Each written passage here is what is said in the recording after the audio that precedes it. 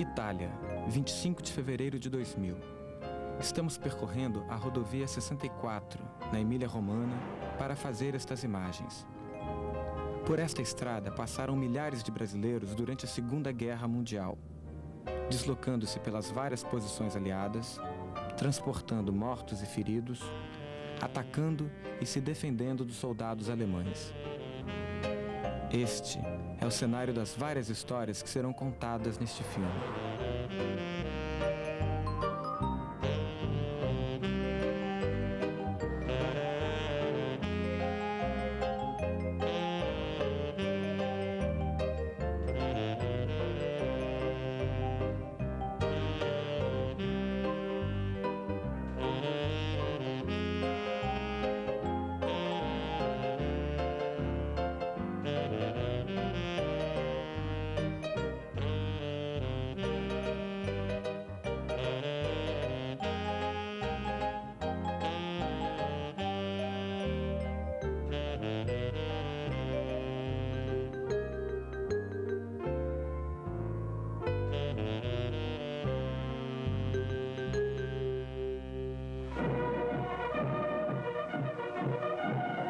Enormes multidões celebram com as mais vibrantes demonstrações patrióticas o desfile de unidades do Corpo Expedicionário Brasileiro na capital da República.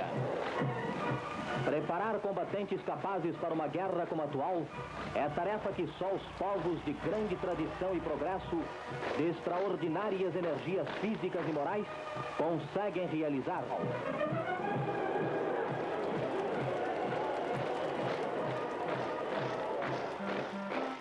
A FEB foi a Força Expedicionária Brasileira na Europa durante a Segunda Guerra Mundial. Tudo começou em janeiro de 1942, quando o Brasil rompeu relações diplomáticas com os países do eixo. A retaliação veio imediatamente e vários navios brasileiros foram torpedeados por submarinos alemães e italianos. No final de agosto, o presidente Getúlio Vargas, que na época comandava uma ditadura, declarou guerra a esses países. Um contingente de 25 mil pessoas foi formado no ano seguinte para fazer parte das forças aliadas que combatiam os exércitos nazifascistas na Europa. Uma multidão foi ver a FEB desfilar no centro do Rio de Janeiro, então capital da República. Era importante levar o apoio aos pracinhas que se despediam. Algumas pessoas preferiram não ir ao desfile. Não valia a pena. Para elas, era mais fácil uma cobra fumar que a FEB partir para a guerra. O primeiro escalão embarcou em julho de 1944. Por motivo de segurança, os soldados não sabiam o país de destino e só foram descobrir quando desembarcaram no porto de Nápoles. A Itália já estava quase toda liberada, mas o norte ainda era ocupado pelos nazistas. Ali, eles estabeleceram uma poderosa linha defensiva, a chamada Linha Gótica. A missão das forças aliadas que atuavam na península era romper essa barreira e libertar o norte do país. O Monte Castelo e a cidade de Montese, na Cordilheira dos Apeninos, eram pontos estratégicos dessa linha defensiva. Esses lugares ficariam marcados para sempre na memória dos brasileiros que participaram do conflito.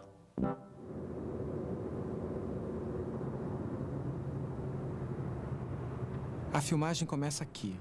A cidade de Brasília foi escolhida para sediar o 11º encontro dos veteranos brasileiros da Segunda Guerra Mundial.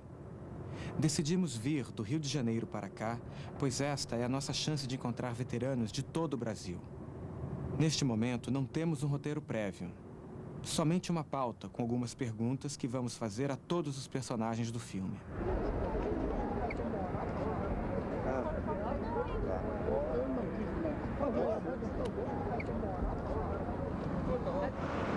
Não quero acreditar. Eu quero saber de onde são. De onde vocês são? Nós somos do Rio de Janeiro. Do Rio de Janeiro? Está fazendo...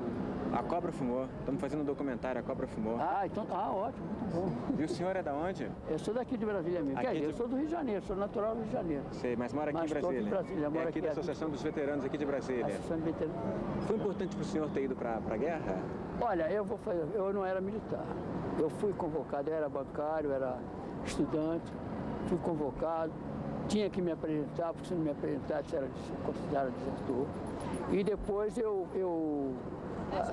me apresentei como todo brasileiro, né? Porque se eu não me apresentasse, eu não teria meus direitos civis, né? Eu perderia meu emprego. Aí eu viajei para a Itália. Ok. Aí nesse tempo, eu ainda era praça, né? E fui para a Itália. Que daqui então, eu vi, esse companheiro aqui, eu sou procurador dele, Miguel Pereira. Sim. Você pode me apresentar? Ele pode chegar aqui. Obrigado, bom dia. Esse companheiro aqui, ele toma conta do nosso monumento lá na Itália, onde era um cemitério dos pracinhas. Os corpos foram para o Rio de Janeiro, naquele monumento que tem lá. E lá foi criado um monumento muito bonito, que inclusive os brasileiros não dão muita atenção. Muitas vezes eles vão a Florença e vão a Pisa. Ora, de Florença para Pisa ou de Sudeste, passa perto de Pistoia. Era só dar uma entradazinha assim, tá bem, dar um adeus. Estão indo lá, estão indo. Os brasileiros estão indo As lá. companhias de E ele é o nosso turismo, representante lá em Pistoia. As companhias de turismo Agora têm fica com isso. você, por favor. E o senhor mora ainda em Pistoia? Moro porque casei com a minha irmãzinha de guerra. Ficamos um ano com uma irmãzinha de guerra, mas até os próprios oficiais brincavam e diziam: olha, essa irmãzinha vai para o Brasil. Acabou a guerra, ficamos noivos. Um ano depois nos casamos, eu voltei para lá, para a função de guardião do antigo cemitério, e era por 2 anos. Às vezes o italiano me pergunta: seu Miguel, o senhor está aqui há 54 anos, veio para a Itália com 25, você se sente brasileiro ou italiano? Aí a minha resposta: olhe, você me dá um furinho na barriga, se sair água do Rio Guaíba, ainda sou gaúcho, brasileiro. Se sair vinho, já está duvidoso. Seu Miguel Pereira, a gente vai a Pistoia, eu vou procurar o senhor lá. Ah, vai ser uma honra. E ainda vou dizer mais, se tiver um tempinho, vai tomar um vinho com a gente. Maravilha. Visita o Sacrário, depois vai à nossa casa, é um ranchinho de brasileiro. Terá início o hasteamento da bandeira. Convidamos os presentes a cantar o hino nacional.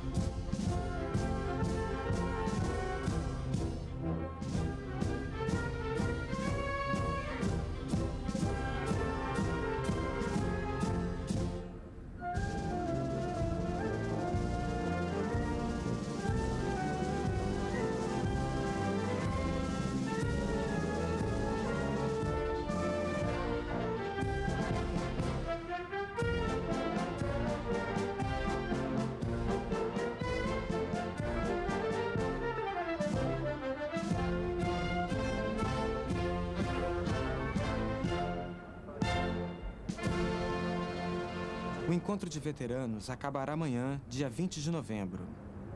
Hoje à noite retornaremos ao Rio, mas antes passaremos por Cabo Frio, onde acontecerá a próxima entrevista do filme.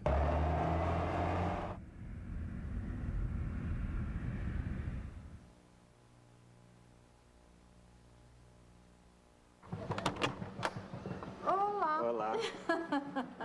Bom dia, Seu que esqueleto recepção, hein? Entre, por favor. Buki, vai lá, vem. Vai lá, vai. Por gentileza. O artista plástico Carlos Scliar foi para a Itália com 24 anos.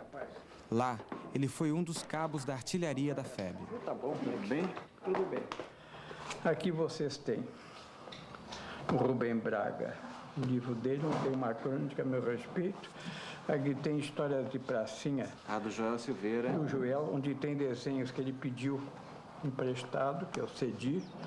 E tem aí um livro que foi publicado pela BBC, Sim. também de crônicas de brasileiros sobre a FEB, e que eles usaram meus desenhos também a meu pedido. Isso era uma plantinha que eu descobri, que achei que eu ia morrer na guerra, e logo eu tinha que fazer uma coisa documentária de plantas que parecia que eu estava descobrindo na Itália, imagina, né? E aí são essas coisas, aí já são desenhos da FEB, tá vendo? E aí era o lugar que eu arranjei para dormir, que eles me arranjaram, aliás, que era uma espécie de depósito, mas armaram uma cama com todo o conforto. Essa era a velhinha que me hospedou. E o desenho tem a data, 7/12/44. Aqui, ó. Aqui sou eu, exatamente, com o chapéuzinho. Chapéuzinho nada, é um negócio de lã contra o frio. E na minha folga, então, eu desenhava tudo que me cercava, fiz quase 1000 desenhos.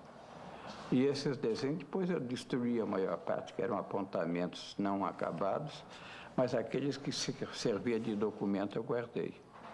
E é uma espécie de que eu digo, aquilo salvou a minha cabeça na medida que eu tive muitos colegas que a situação de guerra era completamente anormal. Então eu digo sempre, a guerra é uma experiência que eu não desejo nem para o meu pior inimigo, porque não é solução absolutamente para coisa nenhuma, e o que acontece no país que ela está ocorrendo é indiscutivelmente uma experiência que não tem volta. Por isso que eu acho que um dos países mais guerreiros de boca hoje, que é os Estados Unidos, nunca teve guerra no seu território, senão do norte e sul, né? Então é muito fácil falar numa coisa dessa quando não se sente na própria pele do lugar que se mora o que aconteceu na Itália. Que uma bomba que caía numa cidadezinha daquelas eram séculos de tradição cultural de vários níveis que eram destruídos. Então, para mim, é uma monstruosidade a guerra, sob qualquer aspecto que se analise. Do ponto de vista cultural, do ponto de vista humano fundamentalmente, que a população fica pagando pela estupidez dos interessados numa guerra, né? Então, eu sou um violento, pacifista, violento, na medida que eu acho que a guerra tem que ser denunciada sempre, como nunca a solução.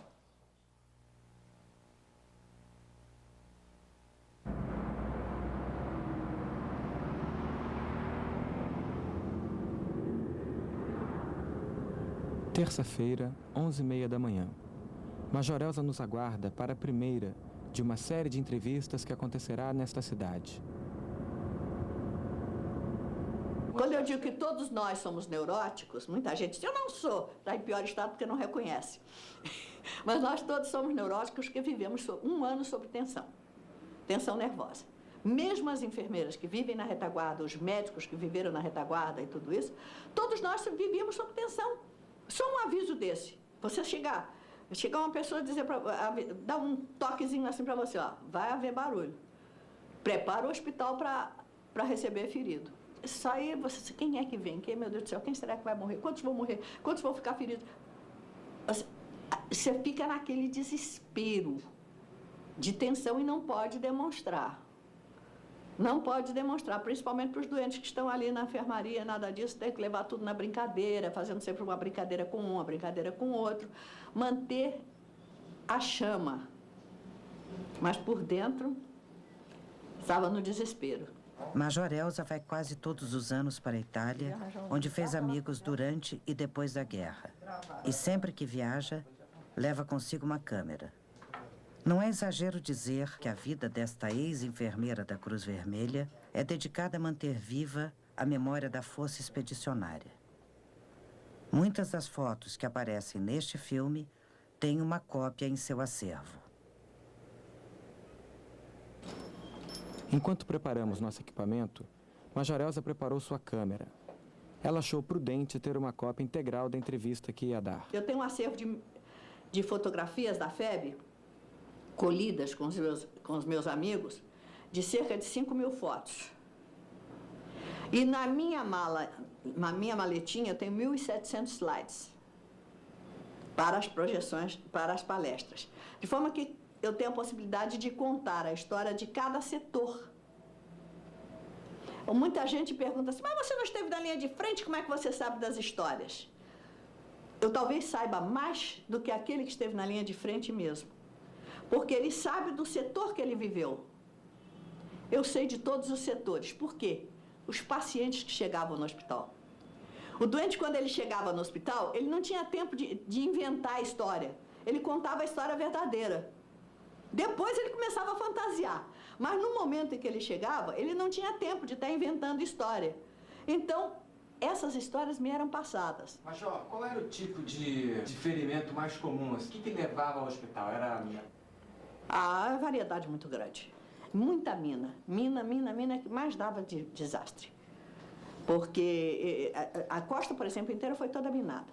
Para você ter uma ideia, nesse hospital de Livorno, resolveram fazer um jardim num pedaço que nós pulávamos, tinha um quadrante assim, então nós pulávamos aqui e atravessávamos, pulávamos do outro lado, atravessávamos para cá, para não fazer o quadrante. Um belo dia resolveram fazer um jardim ali. A Ilza Meiralquiminha, colega de Belo Horizonte, estava na janela em cima. Quando o italiano bateu a picareta, não deu outra. Foi em cima da mina. Explodiu o italiano para todo lado, o coturno dele cortou o supercílio da Ilza e foi um drama. Com esta câmera eu tenho viajado pelo mundo afora e gravado as minhas entrevistas com os veteranos. Inclusive agora na Itália eu tive a oportunidade de gravar várias entrevistas com campesinos e que estiveram na Itália durante a Segunda Guerra Mundial. Olha, aqui eu estou explicando que nessa região foi essa vala que você está vendo aqui, foi a vala mandada fazer pelos alemães, a trincheira, mandada fazer pelos alemães, na qual ele trabalhou. Subindo. Isso é uma mina? É uma granada de morteiro ativada. Uma granada de morteiro. Esse homem é louco, ele mantém essa granada. Eu estou mostrando que a granada que ele trouxe lá de baixo, que a granada está completamente está pronta para ser disparada. Mas já está muito enferrujada, já está com a ogiva dela, tudo perfeito, mas pronta para ser disparada. E enferrujada, isso é um perigo tremendo. Estou mostrando exatamente a granada de 55 anos atrás. E a senhora pode falar pra gente quando a senhora teve aí? Deve ter sido dia 27, mais ou menos 28 de abril, que eu cheguei lá a Montese. Aí permaneci mais tempo lá em Montese, mostrando, visitando aquilo tudo. E gravando tudo com aquela câmera da senhora? Com essa câmera, com essa mesma câmera aí. Ué, desligou. Desligou. Tá vendo aqui, não? Engraçado, não tá. Acabou a fita, ok, bem.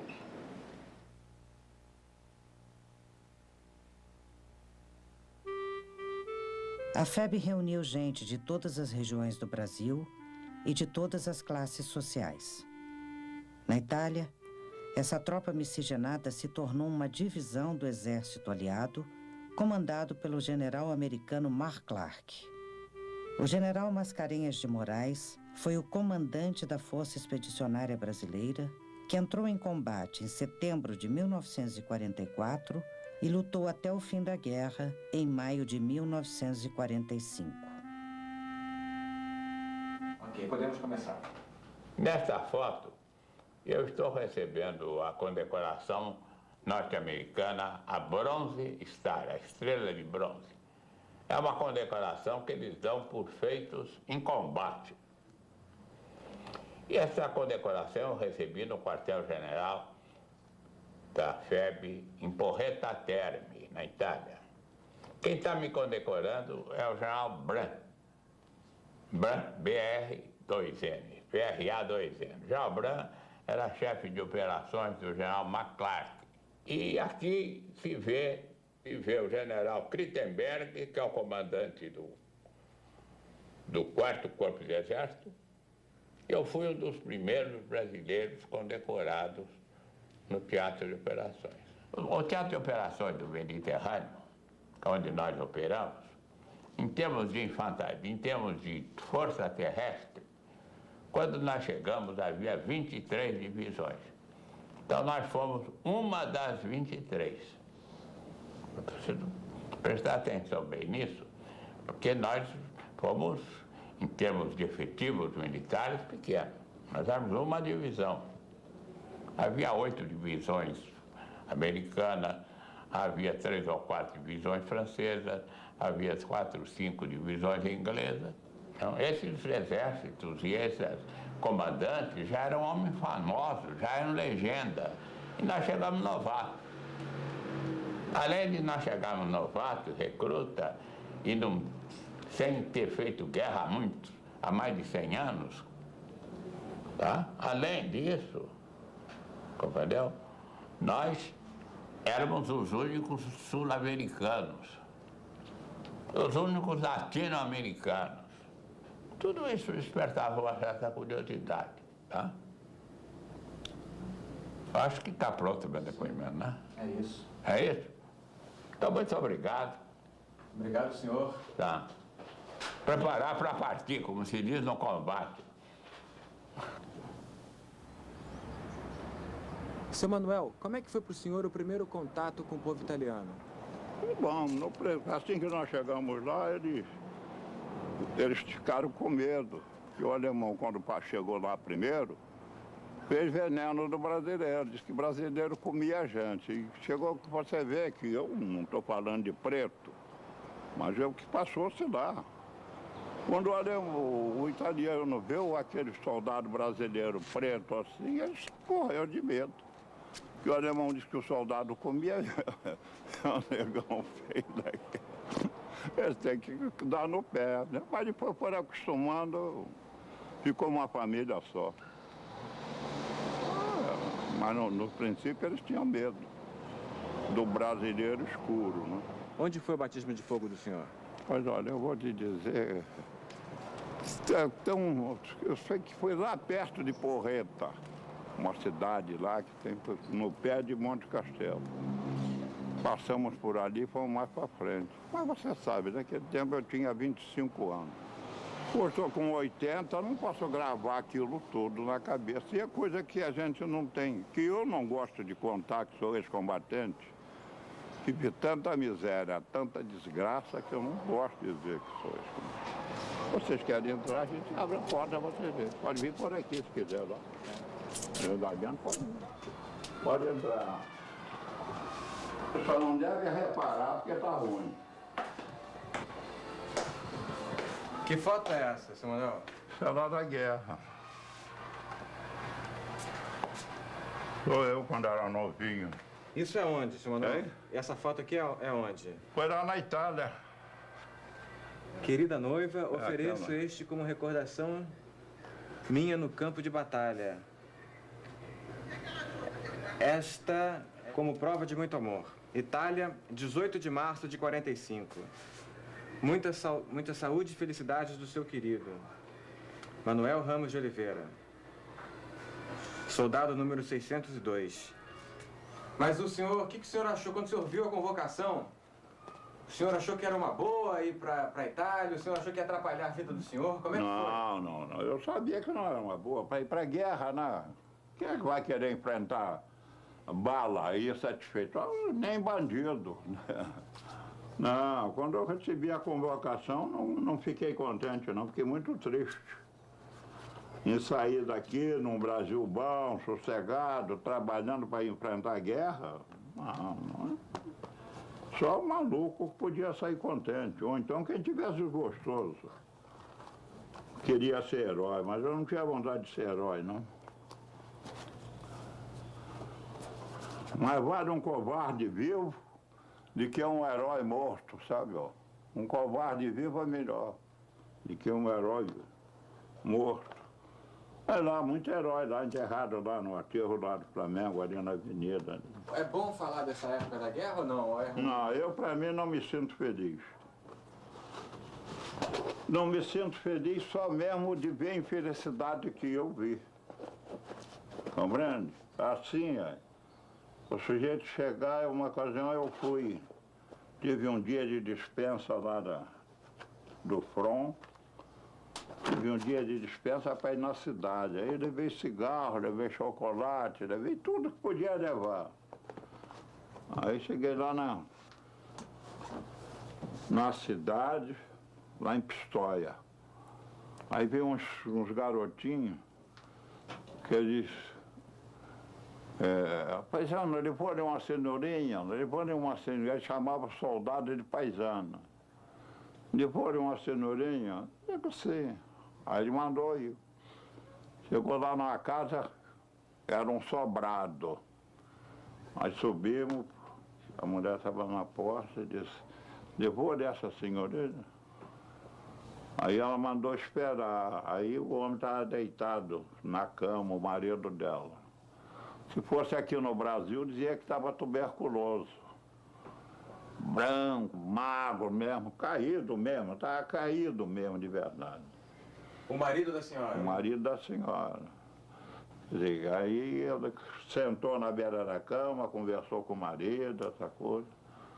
Como quem diz, sai que eu vou ter relações com ele aí para a gente pegar alguma coisa. Mas aí, meu filho, eu apaguei de ver essa coisa. Fiquei como que não tivesse uma gota de sangue. Aí o marido passou, como me cumprimentou, Bonaceira, Bonaceira, Bonaceira é boa tarde. Aí ela me chamou e... Mas não tive relações nenhuma com ela. Tudo que eu tinha dentro do embornal que eu ia vender, eu ia dar, eu dei tudo lá para eles. Dei cigarro, dei chocolate, dei sal, dei pó de café, dei tudo, não vendi, não tive relações com ela, não tive coragem. Ali eu morri ali, estava falando, mas estava morto. De ver a miséria. Porque você vê e deve calcular quem é casado ou quem é que está para casar. O marido levantar da cama para a mulher ter relações com outro homem a troco de um bocado de comida.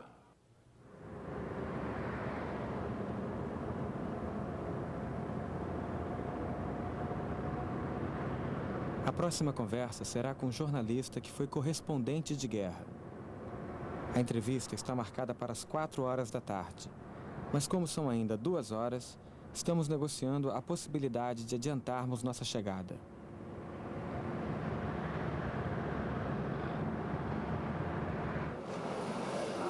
Adiantadinhos, né? Aqui às 4 horas. Poxa, Deus me livre. O apartamento não cabe tanta gente assim, não. Bom, é isso aí. Quem é que vai entrevistar? Eu vou entrevistar. Então, é ser lá. Você sabe exatamente o que foi a febre? Já se informou direito? Já tem? Você fez a Sentapua? Eu não fiz a Sentapua não, mas eu estou na pesquisa já desse filme há um tempo. Leu meu livro sobre a febre? Eu li seus livros. Apesar do acidente de guerra da febre, entendeu? Nossa atuação era lá junto à tropa. O Rubem Braga, o Tarsilo Mitt, o Egídio Skeff, eu, entendeu? O Raul Brandão. Esses eram os 4 mais que estavam mais na frente. Os outros eram os fotógrafos, os cineastas da Agência Nacional, mas de 5ª categoria, não fizeram nada.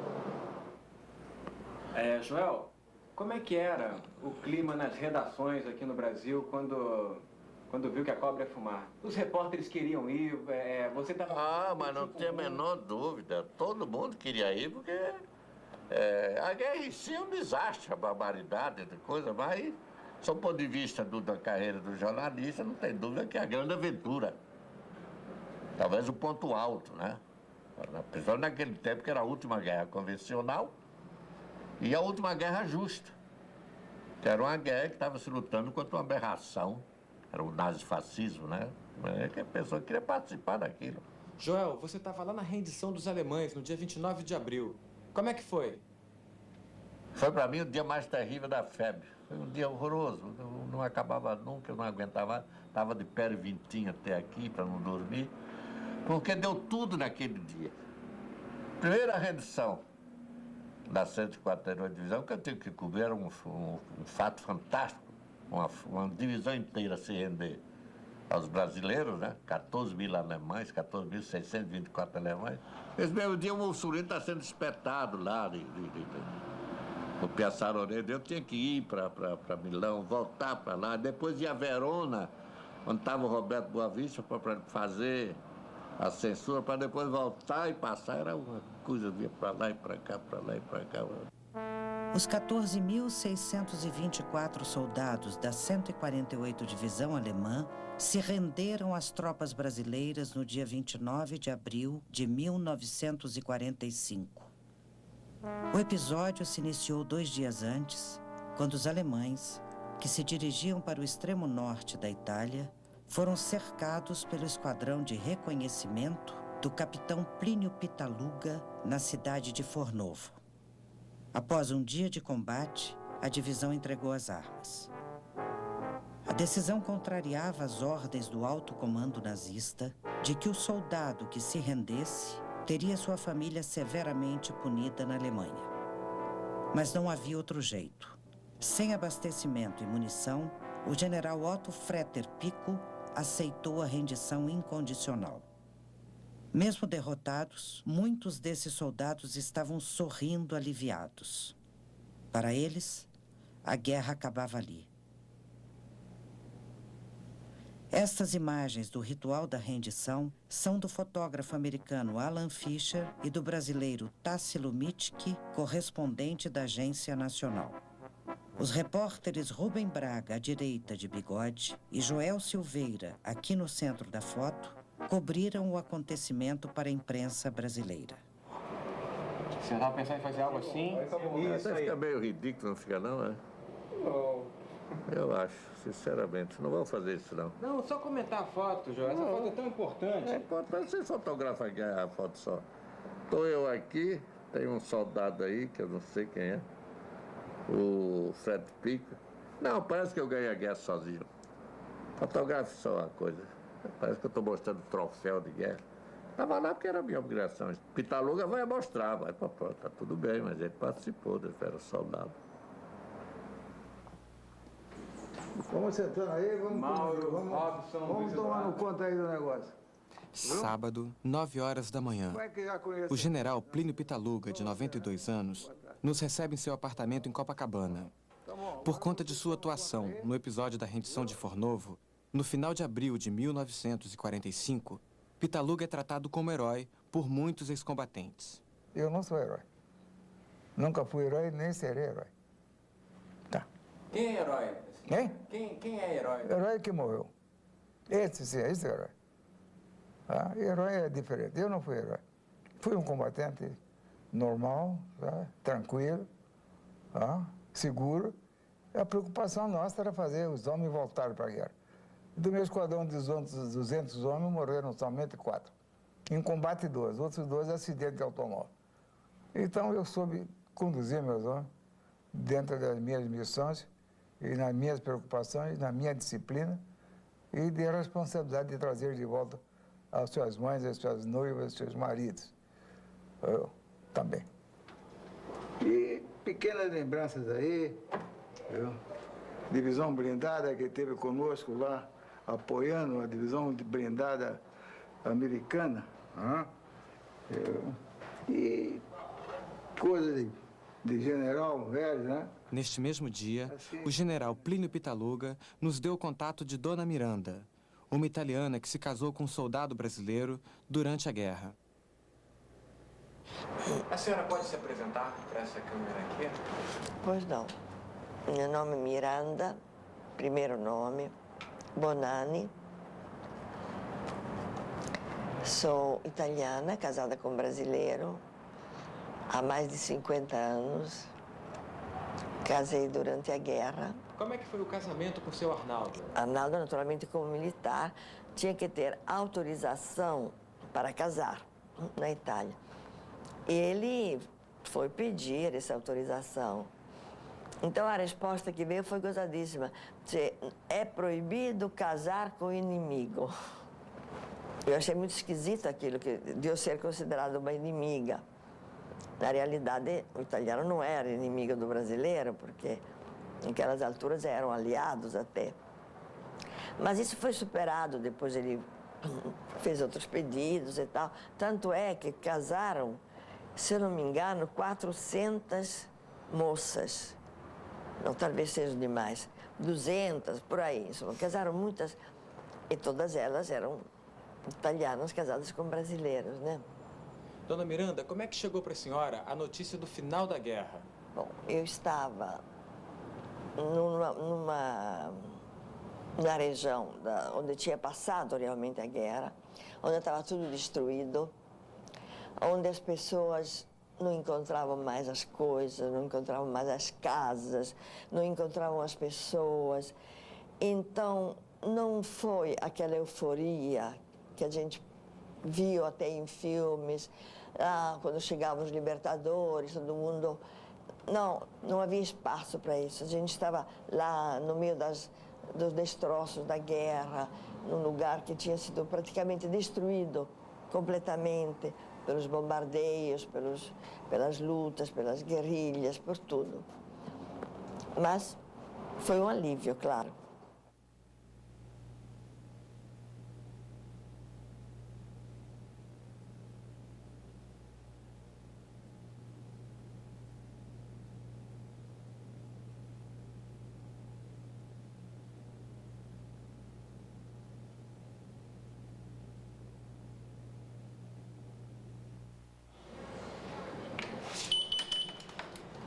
Vocês são da filmagem. Da filmagem, tá.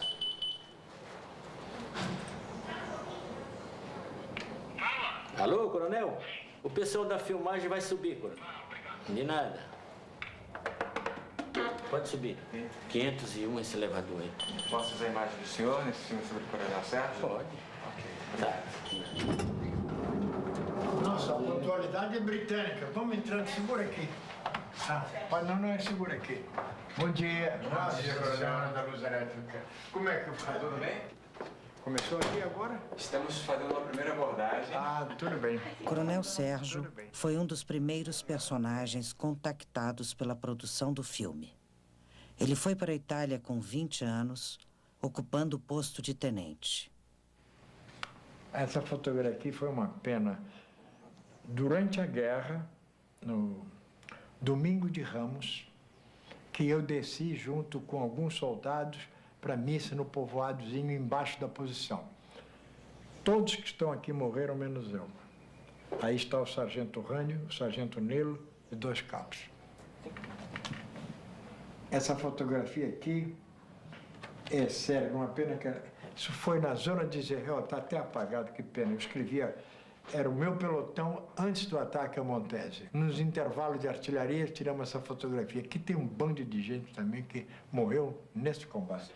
Aqui uma outra fotografia em que só está vivo um cuja fisionomia não aparece. Aqui está o meu sargento Rand, que morreu. Aqui está o sargento Nilo, que morreu na posição. Aqui está um cabo que morreu. O único que sobreviveu era o Przewodowski, que era... alemão de Santa Catarina, que está encoberto aqui, não aparece, viu? Vocês devem reconhecer um personagem que está aqui. Não sou eu nem nenhum brasileiro. Mark Clark. Mark Clark. Na véspera da ofensiva da primavera, ele foi visitar, foi cumprimentar e foi levar, vamos dizer, o incentivo dele à tropa que ia atacar em primeiro escalão, nós. A ofensiva da primavera definiu a derrota dos nazistas na Itália. Iniciou-se em 14 de abril e a missão da divisão brasileira foi libertar a cidade de Montese. Esta foi a mais sangrenta batalha para os pracinhas. E nesta foto, podemos ver o então tenente Sérgio durante o combate. 2 semanas mais tarde, viria a rendição de Fornovo e, dias depois, o fim da guerra na Europa.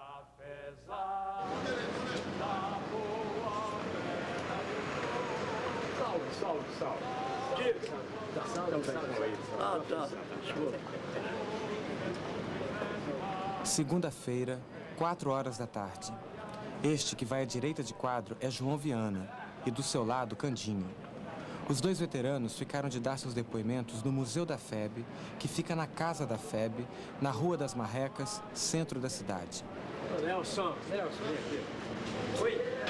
Quero cumprimentar você para fotografar. Obrigado. Da minha terra natal, por mais terra que eu percorra, não permita, Deus, que eu morra, sem que volte para lá. Sem que leve por divisa este bem que simboliza a vitória que virá, nossa vitória final, que a mira do meu fuzil, a ração do meu bornal, a água do meu cantil, as asas do meu ideal, a glória do meu Brasil.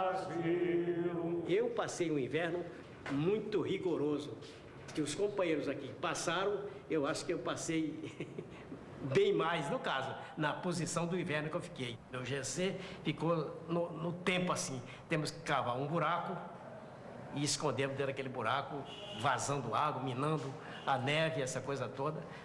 Foi o tempo que eu passei no inverno, muito forte. Esse uniforme que está escrito uniforme de inverno, isso foi a roupa do Exército Brasileiro. Mas isso não era suficiente para passarmos o inverno na Itália. Nós tínhamos por dentro uma cerola de lã até aqui. Nós tínhamos 2 meias 3/4 até o joelho. E o galochão de feltro, nós botávamos a botina dentro deles e atracávamos, né? Nós tínhamos uma camisa de manga comprida, de malha. E afora isso, um casaco de seda por dentro, todo acolchoado com penas, e por fora chanton, que era para não umedecer. Ficava uma barriga desse tamanho, com todos esses equipamentos, essa vestimenta. Porque isso aqui não era suficiente para ficarmos a 17 ou 19 graus abaixo de zero. Estão vendo que não é possível. Nos últimos meses de 1944, a Itália foi castigada por um inverno cruel. Conquistar o Monte Castelo naquelas circunstâncias era tarefa impossível de ser cumprida. Mesmo assim, os pracinhas se empenharam em 4 tentativas. Nos dias 24, 25 e 29 de novembro e 12 de dezembro. Esses ataques fracassaram e o saldo foi a morte de centenas de brasileiros.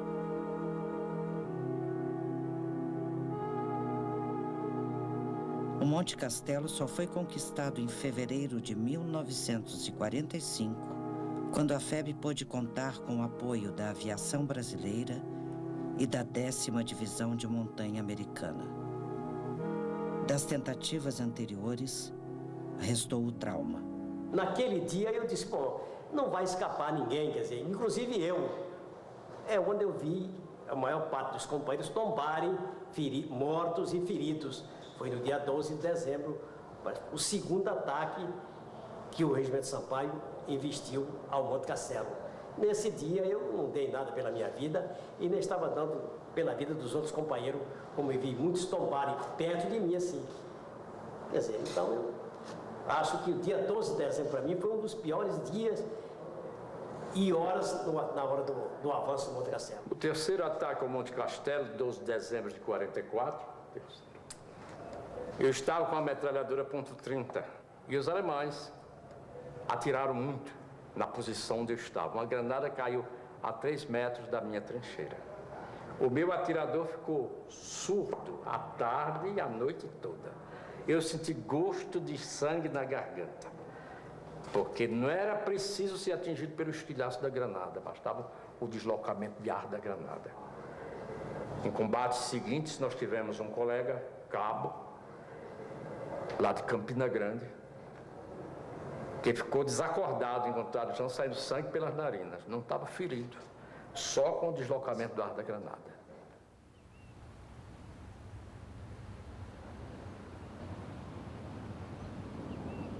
Seu Rubens aceitou conversar conosco desde que a filmagem não fosse em sua casa. Ele mesmo sugeriu a locação, o monumento aos mortos da Segunda Guerra Mundial no aterro do Flamengo. Este monumento, inaugurado em 1960, guarda as 466 urnas de combatentes brasileiros que morreram na Itália. Rubens chegou à guerra como padioleiro, mas logo se tornou um soldado da infantaria, onde exerceu a função de esclarecedor. Como é que é o esclarecedor? O que faz o esclarecedor? O esclarecedor é o que nós infantes chamamos de bucha de canhão. É aquele que vai na frente da tropa cerca de 500 metros. Se acontecer alguma coisa, acontece a ele primeiro, a tropa está mais ou menos, né, precavida ou resguardada, né? Depois da tomada de Monte Castelo, os alemães se retiraram, então o comando queria saber onde eles tinham feito a linha defensiva. Então pediu à primeira companhia, minha companhia, que desse um pelotão para fazer contato com os alemães para descobrir onde eles tinham feito a linha defensiva deles. E nós partimos e o comandante do grupo me chamou: Rubens, vai ser esclarecedor. Eu falei: eu nunca fui isso, homem. Não tem importância, você vai ser agora. E então é aquele que vai na frente, né? Então lá fui eu. Lá caminhei, depois de caminhar umas 2 ou 3 horas, entendeu? Começou a aparecer as montanhas, nós já tínhamos ideia que os alemães deveriam estar por ali. E aí apareci a uns 20 metros de mim, eu vi uma casa. Aí parei, olhei para trás, e o comandante do pelotão lá fez assim para mim: ó, você para casa. Aí eu ainda perguntei: eu para casa? A casa tinha uma porta e uma janela, né? Falei: diabo, daí eu vou receber fogo ali, dos dois lados, né? E ao lado da casa tinha um monte de feno, né? Eu tô parado, né? Então eu pensei comigo mesmo: vou dar um lance, correr pro Monte Feno, o Monte Feno eu corro, derrubo aquela porta, o resto é com Deus, né? E quando eu dei o passo, a mina já estava me esperando ali. Aí, voei. Resultado, perdi a minha perninha. Isso com 20 anos de idade, hein? Já pensou? Você tinha 20 anos quando você fez isso? Daí o comandante do pelotão mandou um sargento me socorrer, né? Ele veio, quando ele estava a uns 10 metros de mim, eu falei para ele: olha, cuidado, que tem mina por aqui. Ele parou também, né? Falei: cuidado. Aí quando ele deu o passo, uau, subiu também. Você estava indo socorrer o senhor? Exatamente.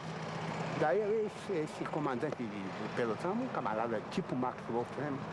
Audacioso, sabe? Muito corajoso também, né? Aí ele pegou o rádio e falou: comandante, estou com 2 homens aqui, feridos, perderam a perna. Quais são as ordens? Continua a progressão até fazer o contato. Aí ele chamou o pelotão: vocês pisem onde eu pisar. Aí já estava escurecendo, entendeu? Então ele foi caminhando e daqui a gente foi ouvindo as explosões. 1, 2, 3, 4, 5, entendeu? Daí ele não pôde caminhar mais, já estava com a metade do pelotão já dizimado, né? E nós, os feridos, fomos carregados por padioleiro. Por sinal, o padioleiro que veio me socorrer, entendeu? Me aplicou a morfina, que do meu lado, assim, tinha uma cratera. Você vê como é que é os alemães, eles botaram uma mina ali. Mas tá passando uma mina no buraco, rapaz? Quem é que vai adivinhar, né? Ele falou: vou entrar aqui nesse buraco para dar mais apoio para levantar o senhor. Aqui que ele entra, eu só tive que livrar a cara assim de lado, né? Porque subiu aquela terra queimando, né? E com isso, nós fomos 8 a perder a perna. E sendo que, até quero prestar minha homenagem aqui ao meu sargento que comandava o meu grupo, sargento Aquino, ele perdeu as 2 pernas, entendeu? E 3 dias depois ele faleceu. Onde foi isso?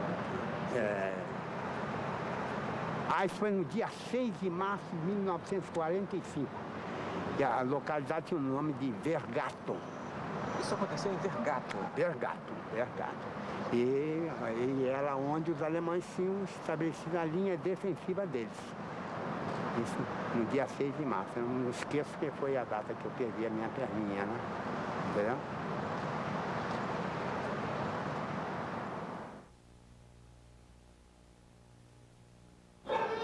Já está valendo aí? Já está valendo. Podia dizer a minha origem logo, né? O senhor pode dizer depois. Como é que foi essa viagem de ida? A viagem foi terrível. Nós viajamos no navio Transporte General Meigre com capacidade para 7.000 soldados. Então, até a tripulação enjoava, porque o navio não ia direto, ele fazia umas curvas, então você enjoava, era terrível. E a alimentação era toda diferente. A alimentação era um chá amargo, arroz, tudo à base, no arroz, na carne tinha abacaxi, tudo na base doce, quer dizer, não é a comida que o brasileiro adotava, né? Feijão, arroz, nada disso, era uma comida americana. Quer dizer, então, só isso enjoava a gente demais, foi terrível. 16 dias, 16 noites. Eu, durante 10 dias e 10 noites, eu comia 2, 3 maçãs por dia, não comia nada, porque enjoava. E muita gente, assim. Qual a função do senhor lá na... Eu sou mineiro da cidade de Ubá, toda a minha família é de farmácia. Eu comecei muito jovem em farmácia e aprendi a aplicar injeção e foi para mim uma coisa especial na Itália, porque surgiu naquela época que eu cheguei na Itália a maior maravilha do mundo, que foi a penicilina. Tinha muita amizade com a enfermeira americana e ela tinha muita confiança em mim. E ela então passou para mim aquela incumbência de aplicar as injeções. Tanto é, o americano ele faz o seguinte, na casa dele ele manda filmar, uma vez por mês o filme vai para o front e eles têm uma tenda, um lugar onde passa esse filme. Então essa enfermeira dizia para mim, Paulo, tonight you supposed to give penicillina for me because I go move. Hoje eu vou ao cinema, você pode aplicar penicilina, e me dava a chave do cofre. Então eu era assediado por muitos militares brasileiros. Hoje tem aí general, coronel que passaram pelas minhas mãos, porque eu que tinha penicilina. Na cidade onde nós chegava, cabo na Itália chama corporale. Corporale penicilina. As mulheres vinham, pedia, queria uma puntura de penicilina, uma puntura de penicilina. Uma sinurina malata necessita de uma puntura de penicilina. E você sabe como é que é. A gente não podia mexer na penicilina. Mas tinha brasileiro que arranjava penicilina, não sei como. O senhor chegou lá falando inglês, aprendeu lá? A primeira vez que eu cheguei na Itália, quando eu cheguei em Pisa, que no vídeo de Rua Pisa, eu fiquei até louco de ver tanta mulher bonita e não falava uma palavra. Um mês depois a gente já falava, porque é cambiare, e o italiano gostava muito do nosso cigarro. Só um cigarro que ele não gostava, que antigamente existia aqui um cigarro, Yolanda. Como foi o Natal do senhor? Natal foi ótimo. Foi muito bom, muito bom, muito bom. Foi a primeira vez que eu beijei uma americana, porque no Natal, quando você vê a árvore de Natal, você tem kiss me, tem que beijar a americana, né? Ela que me ensinou, que eu tinha que beijar ela. Então, foi muito bom, foi um Natal muito bom. Como é que é essa história? Kiss me. Você, quando chega em frente à árvore, a mulher que tiver, você beija. O senhor namorou as americanas lá também? Então, eu fui muito ligado às italianas, porque eu falava italiano, entendeu? Eu era espécie de um menino, eu ficava mais na casa das italianas do que no acampamento, às vezes, entendeu? Porque as italianas velhas tinham dó de mim, achavam que eu era o neto dela, entendeu? Então, eu levava muita vantagem nisso. Pequenininho, eu pesava 48 quilos. Qual a cena mais marcante da guerra para o senhor? Foi quando eu entrei no porto de Nápoles, de ver mais de 100 navios de perna para o alto, fábricas com toda derrubada, as aerovias, trem virado. Nápoles estava aniquilado, bagaçado. Aquilo marcou aquilo para toda a vida.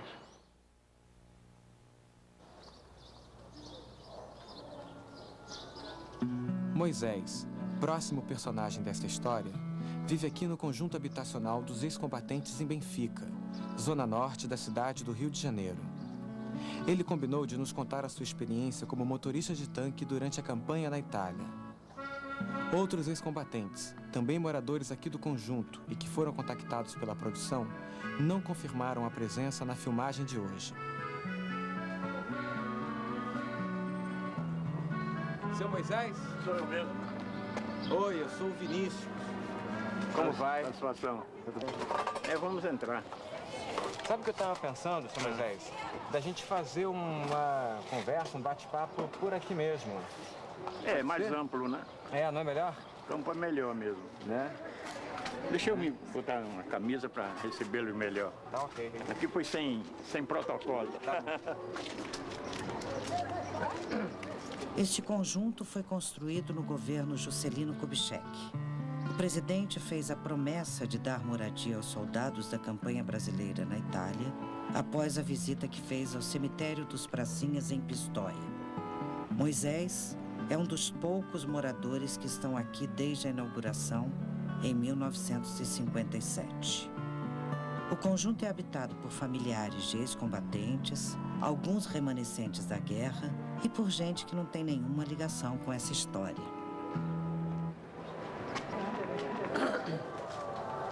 Vamos pra cá. Cadê o Otacílio? Otacílio! Orlando, viu o Otacílio por aí? Não, cheguei aqui agora. É só eu mesmo. Eu tinha falado que só eu mesmo e as declarações são minhas, ele não... A maioria se omitem, não sei porquê. Esse é o chapeuzinho que eu falei, ó. Hein? Não. Orlando, quer falar nada, não? É mudo nessas alturas. Ah, o Tacílio. Tacílio! Essa é a medalha de tão velhinha que tá, já perdeu a passadeira. Bom dia, senhores. Fui do Regimento Sampaio, Otacílio. Oi, seu Otacílio. Tudo bem? Bem? Obrigado. Meus combatentes, Oswaldo.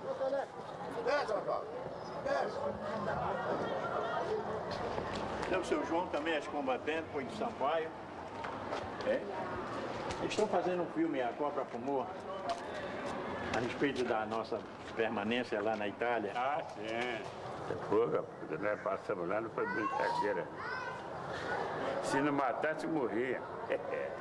E o que era aquele fascismo que tinha que ser combatido, assim? O que era?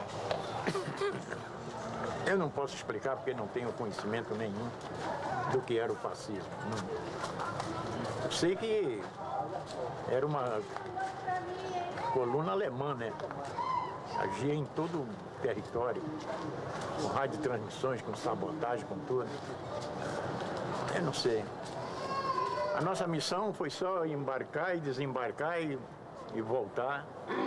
O resto era das autoridades. Porque quando nós chegamos na Itália, nós fomos combater as duas forças, Itália e Alemanha. Porque eles eram aliados. Depois é que viram. E o italiano viu que o pau ia comer em cima deles mesmo, ele passou pro lado dos aliados. O senhor Orlando trouxe um monte de fotografia aqui, cara, para mostrar. Essa foto o senhor comprou lá? Comprei não, paguei para tirar. Pagou para tirar? O senhor estava lá no dia? Tava. O senhor viu essa cena? Sabe o que eu tava fazendo? O quê? Procurando namorada. Isso aqui é Mussolini e Elda Petazzi. Essa é Elda Petazzi. Foi morta, pendurada. Vocês vão ver, olha como ele estava. Foi morto assim. Pode ir mudando? Pode. Mussolini, foi morto assim. Depois é que um general americano mandou tirar da praça isso, que estava muito ridículo. E eu paguei 14 mil liras por isso. Isso é porque eu alugava ao Diário da Noite e eles estragavam. Eu precisava de dinheiro. Mussolini. Elda Petazzi. Daqui do pescoço até lá o negócio melhor, tinha 40 e tantos furos. Eu tinha feito uma promessa ao meu comandante de não vir para o Brasil sem conhecer Milão. Ele disse, mas Dias, essa promessa é dura de cumprir. Eu, quando souber que a guerra já está acabando, eu vou ver Milão. Aí se juntou eu, Perácio, que era jogador do Flamengo, Timbira, do goleiro do Bom Sucesso, 5 machos, e fomos para lá. Quando chegamos em Milão, nós estávamos numa praça, um camarada chegou, ele se identificou depois, como Davi Nassa, e o irmão. Aí disse, brasileiro, vocês não podem ficar aqui, vocês correm perigo. A guerra já acabou e ninguém aqui conhece vocês. Vamos para minha casa. Eu senti um camarada meio desconfiado. Fui para a casa dele, mas quando chegou lá, ele me deu roupa para gente, comida para 5 homens e fomos passear. Quando a gente está passeando, eu escutei uns tiros. Ele aí disse, não se assusta não, vamos chegar mais para perto. Quando chegamos para perto, ficamos daqui, naquela manilha ali, eu vi aqueles homens tudo pendurados. Eu digo, que é isso aí? Ele disse, foi Mussolini que ia fugindo e foi pego e foi executado aí, foi hoje de madrugada. Olha o Manuel aqui, ó, na mente dele. Ei, Manuel, do Sampaio? Qual é, senhor? Qual é, Manuel? Fui. Não, camarada, eu não gosto de falar. Não gosto de falar porque eu me emociono muito, entendeu? Não gosto de falar nada, não me pergunte nada porque eu não gosto de falar nada. Eu choro muito e fica feio, o homem chorar, fica feio. Fica feio é roubar. Como é que foi o dia que o senhor foi convocado? Eu quando fui convocado, eu fiquei tão nervoso que um soldado foi na minha casa, levou a carta de convocação. Eu morava numa vila lá no meio. E eu fiquei tão nervoso que eu deixei cair a carta. Tinha que assinar aquela carta para ele levar assinada, né, aquele papel, um recibo, né? Eu deixei cair a carta no chão, tão nervoso que eu fiquei. Meu irmão aqui foi voluntário. Na Força Pessoal Brasileira. Nem... Depois eu fui sorteado. Sou eu daqui, tá diferente, né? Antes e depois. Aí meu irmão foi no segundo escalão, Rio de São Paulo, né? Então, aí eu cheguei na hora fomos até Livorno, eu fiquei. Aí meu irmão já estava lá na frente, né? Aí como um belo dia ele apareceu lá em Livorno. Aí fiquei todo contente, barbudo, né? Essa roupa está aqui. Aí depois sumiu.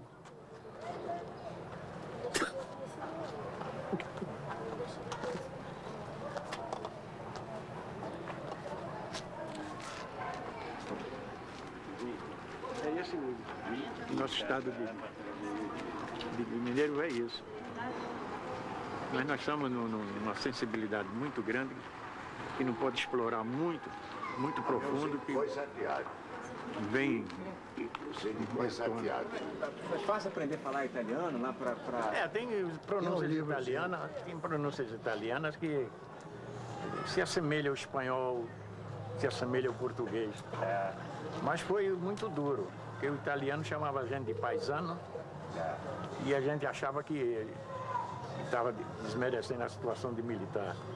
Paisano, nós somos militar, mas paisano é amigo, né? E eu já era estudante de Esperanto, antes de ir para lá, e que me ajudou a aprender italiano.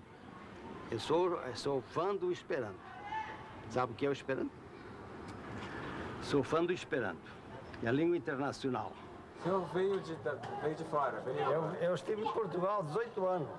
18 anos, fui para lá pequeno. É de lá, o senhor é de lá? Não, eu sou brasileiro que estive lá 18 anos em Portugal. Fui para lá pequeno, voltei com 18 anos. Foi fácil aprender italiano? Foi fácil? Foi fácil. Eu trouxe até livro, que eu esropilhei lá daquelas casas abandonadas. Trouxe uma gramática, um dicionário. Tem aí. Por isso que eu aprendi certas canções italianas, fui trocando conversação com os garotos nas praças públicas. Eu dava chocolate, dava cigarro. O senhor pode cantar uma canção pra gente?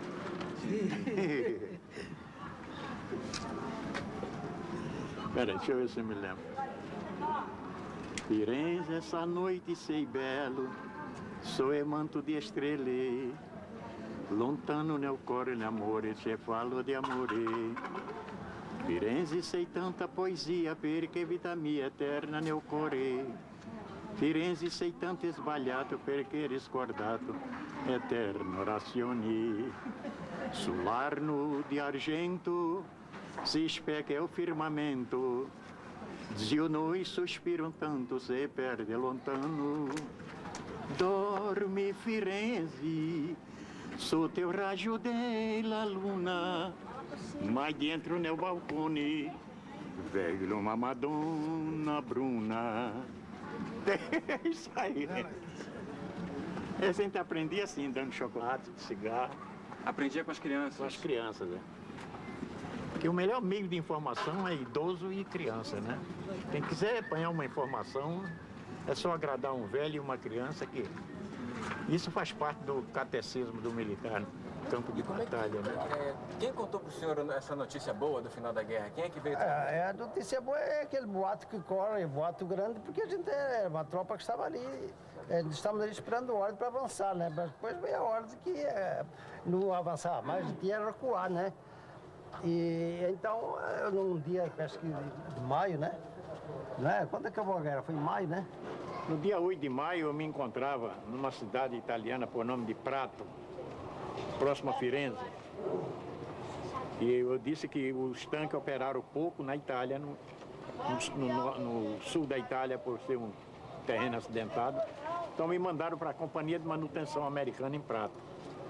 A minha missão que era? Aprendendo a dirigir os caminhões de 2,5 toneladas e abastecendo o front, levando munição, levando gêneros. E numa dessas viagens, em plena viagem, eu parei numa cidade, todo mundo dançando, eu perguntei o que era de Finisce la Guerra. Dia 8 de maio de 1945. Foi quando o mundo todo passou a expirar.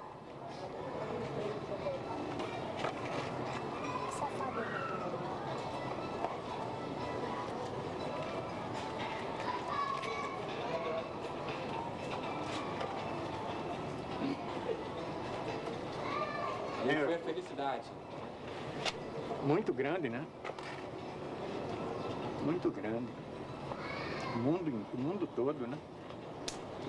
Dia 8 de maio de 1945. –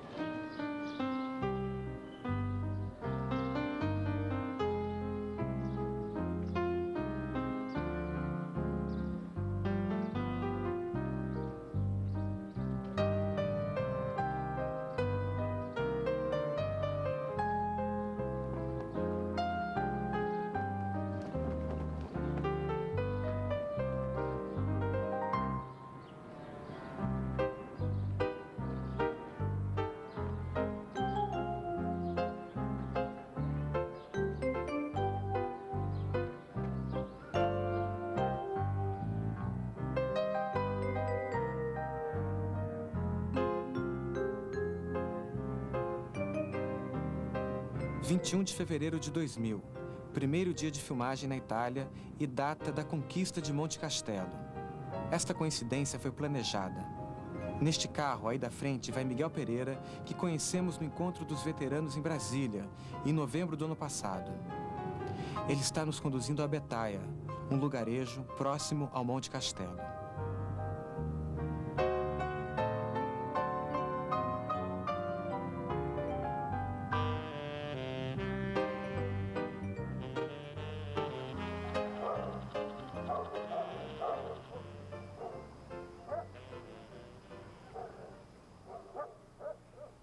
Aqui é o Vale do Reno e o esquerdo era o rio Aquipanaro. Bem, de Porreta Terme, onde estava o QG do Marechal João Batista Menezes de Moraes, comandante, nós recebemos a primeira missão no início de novembro, o grosso da FEB, e de manter essa estrada transitável numa posição defensiva agressiva. Todo dia as patrulhas subiam para tomar contato com o alemão, mas não podiam atacar. E houve os maiores combates ali em Marano, onde eu estive a primeira vez, 11 dias. Quando acabou, fui promovido a segundo sargento, era terceiro. Bem, e logo em cima tem a Torre de Nerone, tem o Castelo Novo de Vergato, e prosseguindo passa Vergato, Bolonha, onde você já conhece a estrada. Mas o que é importante notar, que todo esse espinhaço aqui dominava a estrada. E desde lá do QG até Vergato era sob tiro do alemão. Onde está o Monte Castelo? O Monte Castelo está na direção aqui esquerda daquela torrezinha. E é o flanco direito do monte. À esquerda temos a La Torraccia e aquele mais altinho lá é um Belvedere, de onde partiu a 10ª de montanha. Enquanto nós atacamos o Monte Castelo, a 10ª progrediu lá. Mas só conseguiu chegar depois que nós tomamos o monte. E a aviação brasileira, naquele dia, atacou o dia inteiro bombardeando eles.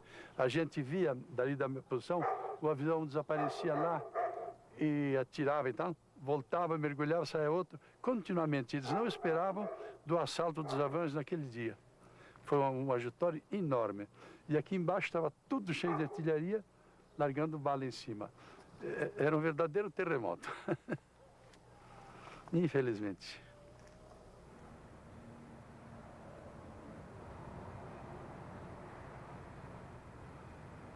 Que horas que os brasileiros souberam assim, conquistamos? Foi exatamente às 5h20. Portanto, daqui uma hora, né? Assim, mais ou menos. E imediatamente o pelotão que subiu já botou a bandeira naquela parte mais alta. Eu acho que é uma bandeira de uns 8 panelas, muito grande, dá para ver bem.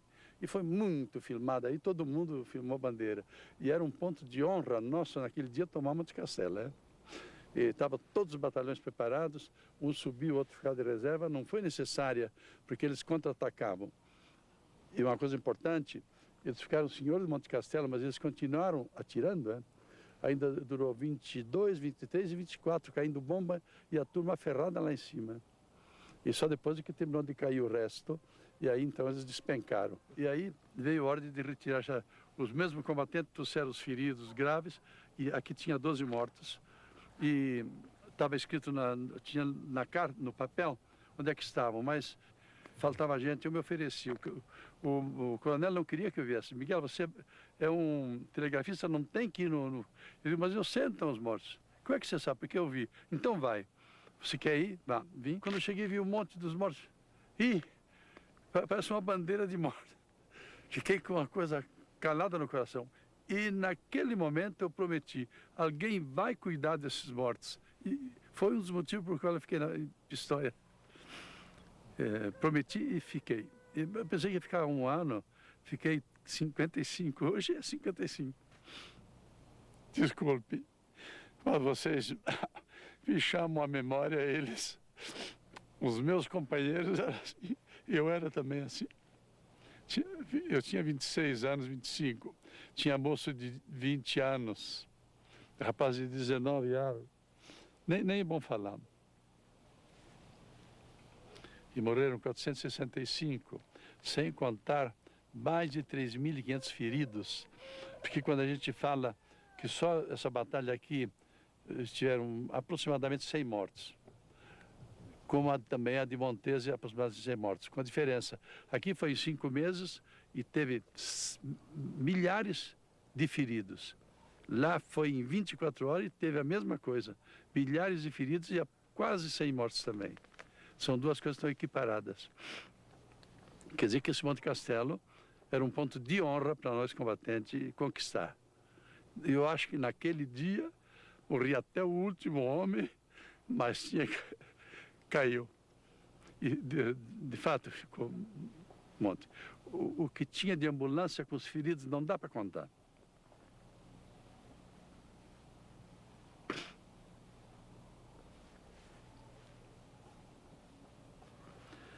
Obrigado. Eu nunca pensei, 55 anos depois, estar aqui, relembrando, né? Eu acho que só Deus mesmo.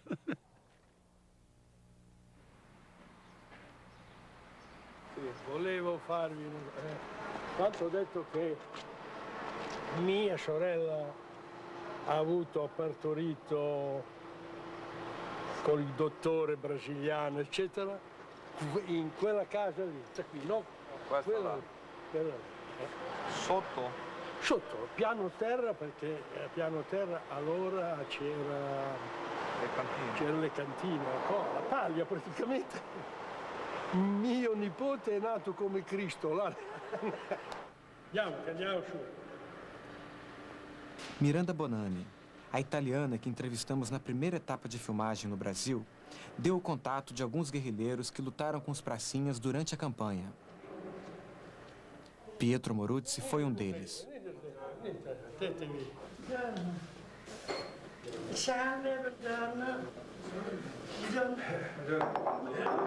Mi riprendete? Come sono messa? Quella è mia moglie e questa è mia cognata, la sorella.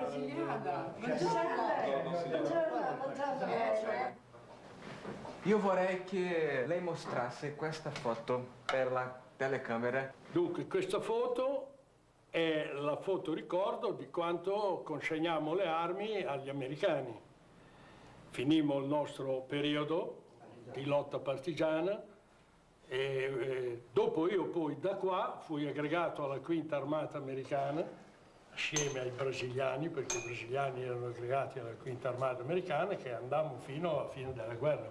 Io andai con loro e fui aggregato all'OSS americano, che era il servizio di controspionaggio.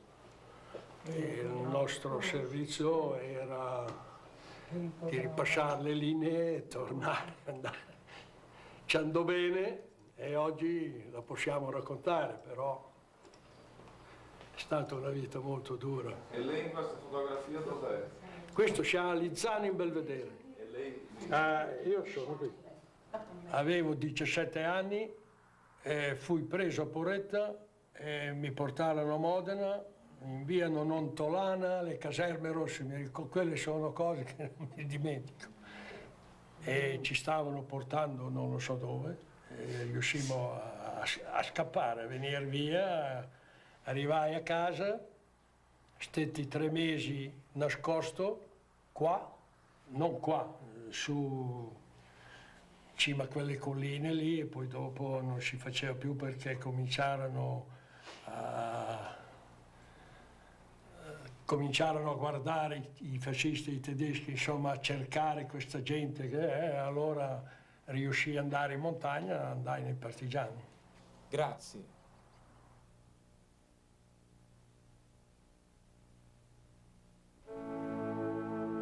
Quando estivemos com Major Elza, em novembro do ano passado, ela deu a dica. Vocês não podem deixar de ir.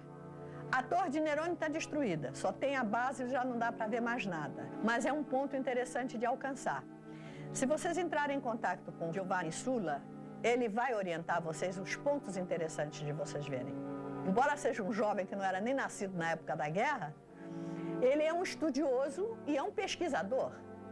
Torre di Nerone fu per il corpo di spedizione brasiliano una pagina molto cruda di sangue, perché in questo posto per 6 mesi in pratica, da novembre ad aprile del 45, i brasiliani impiantarono in pratica una testa di ponte, in una situazione molto dura, molto difficoltosa. Perché?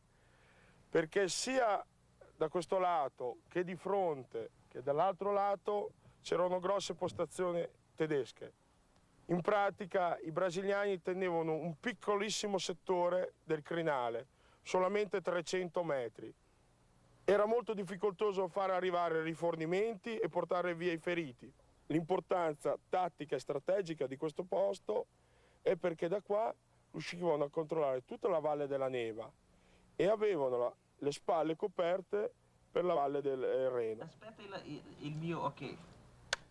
In un posto come questo, come Torre di Nerone, da quello che ancora si recupera, come in molti altri posti, Montese, Montello, Monte Castello.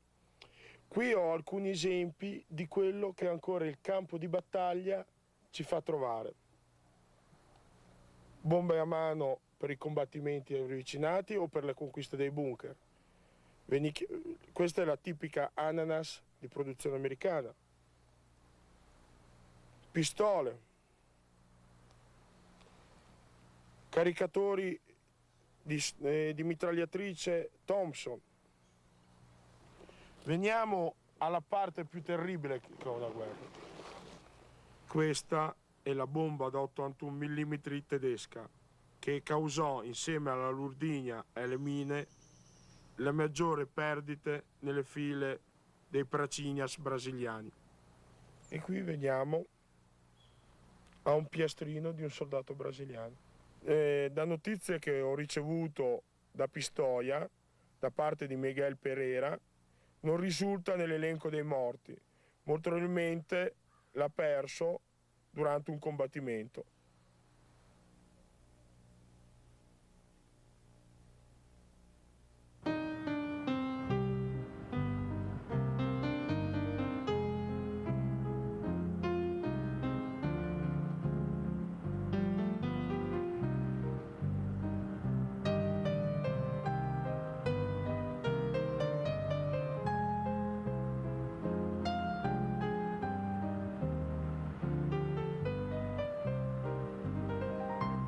Sula vive e trabalha em Montese com a família. E é aqui também que ele se dedica à história da campanha brasileira na Itália. Sula, ha detto che questa terra è coltivata con sangue Tu brasiliano. immaginati che qui in questa zona del Montello, dintorni Montese, sono morti quasi tutti 180-200 soldati brasiliani, Pracinhas, che sono morti durante la fase finale. Questo è stato l'atto finale di 4 giorni di battaglia. Perché? Perché questo è un posto molto difficile da prendere. Qui ci stavano, tra l'altro, gli uomini della 114esima Jager Division, una divisione di veterani del fronte russo e di varie battaglie. Erano esperti nella guerra di montagna, ma soprattutto erano tenacemente portati a resistere in questo luogo, perché sapevano che alle loro spalle non c'era più niente, non c'era più linea difensiva. Da quella parte là c'era la pianura padana. L'ultima resistenza grossa della campagna d'Italia è stata fatta qua. Fin da bambino ho sempre sentito parlare delle truppe brasiliane. Molti hanno la convinzione che la campagna d'Italia sia sempre stata condotta invece solo dalle truppe americane e inglesi. Invece qui sentivo sempre parlare dai contadini o dalla popolazione civile di queste truppe brasiliane. Quindi io in questi 20 anni che raccolgo materiale, testimonianze, ne ho sempre sentito parlare molto bene. E vado orgoglioso che quando da appassionato vado a un convegno storico, faccio una mostra, faccio qualcosa, vado orgoglioso, la mia città, la mia regione è stata liberata dai Pracinhas, dalle truppe brasiliane, a cui penso che tutta la popolazione qui del circondario sia eternamente grata.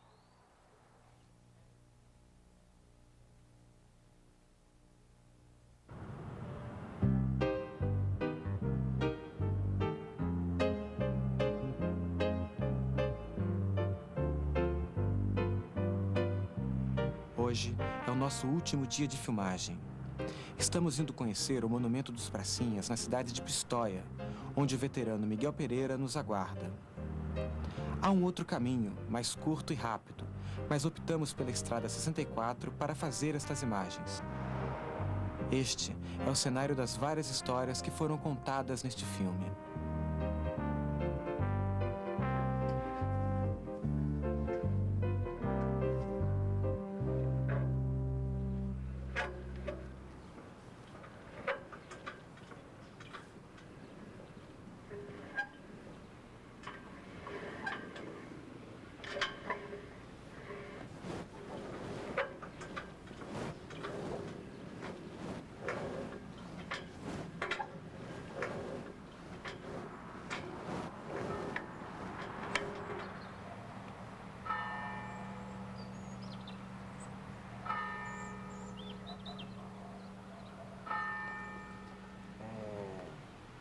Geraldo Santana era seu companheiro? O Geraldo Santana era um radiografista muito bom, um mineirinho, moreninho, e era do nosso grupo.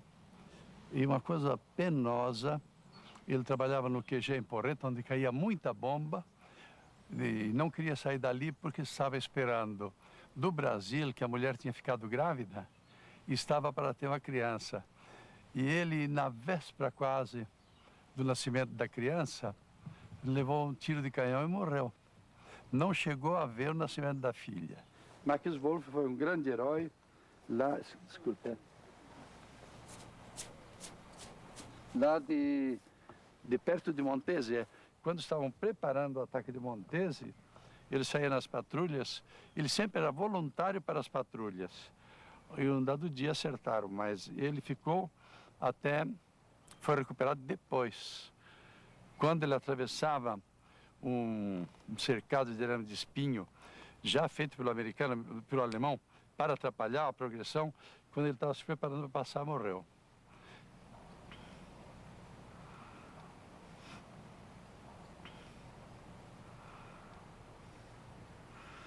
Outro, pessoa muito...